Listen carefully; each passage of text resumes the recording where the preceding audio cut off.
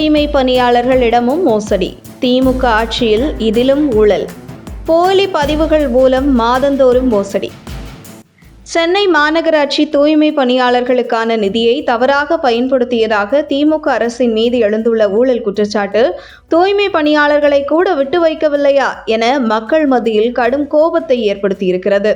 தொழிலாளர்களின் போலி பதிவுகள் மூலம் மாதந்தோறும் சுமார் 1 கோடி ரூபாய் மோசடி செய்யப்பட்டு வருவதாக எழுந்த குற்றச்சாட்டுகளின் அடிப்படையில் தொடங்கியுள்ள விசாரணையில் பல பூகம்பம் வெடிக்கும் என அரசியல் வட்டாரங்களில் பரபரப்பை ஏற்படுத்தியிருக்கிறது.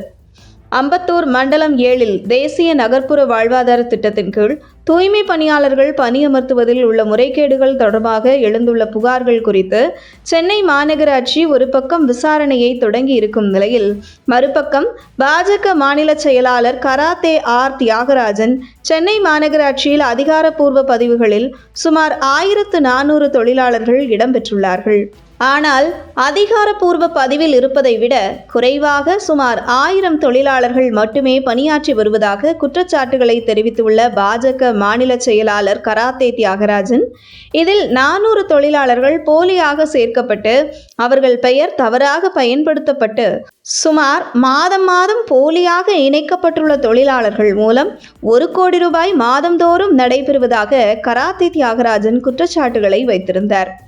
இந்த நிலையில் சென்னை மாநகராட்சியில் போலியாக பணியாளர்கள் பெயர்களை பயன்படுத்தி அவர்கள் வேலையே செய்யாமல் மாதந்தோறும் அவர்கள் வேலை செய்ததாக கணக்கு காட்டப்படுகிறது என்கிற குற்றச்சாட்டின் அடிப்படையில் விசாரணை குழு விசாரணை நடத்தி வரும் நிலையில் 7 நாட்களுக்குள் விசாரணை தொடர்பான அறிக்கையை சமர்ப்பிக்க வேண்டும் என சென்னை மாநகராட்சி ஆணையர் குமரகுருபரன் உத்தரவிட்டுள்ளார். இந்த நிலையில் திமுக ஆட்சியில் ஊழல் என்பது அன்றாட தினச்செய்தி போன்று தொடர்ந்து ஒவ்வொன்றாக வெளிவந்து கொண்டிருக்கையில் தூய்மை பணியாளர்களிடமே திமுக ஆட்சியில் கைவரிசை காட்டப்பட்டுள்ளது. எந்த அளவுக்கு இந்த ஆட்சியில் ஊழல் கரைபுரண்டு ஓடுகிறது என்பதை பாரீர் என்கிறார்கள் எதிர்க்கட்சியினரும் அரசியல் விமர்சகர்களும்.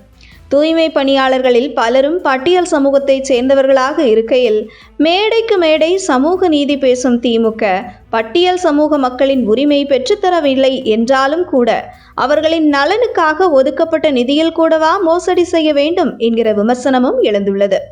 மேலும் மாமன்னன், அசுரன் போன்ற பட்டியல் சமூக மக்கள் நலன் சார்ந்து வெளியான சினிமா படங்களை ஆதரிக்கும் திமுக நிஜத்தில் அவர்களை காக்க தவறிவிட்டது என்கிற குமுறல் மக்கள் மத்தியில் எழுந்துள்ளது.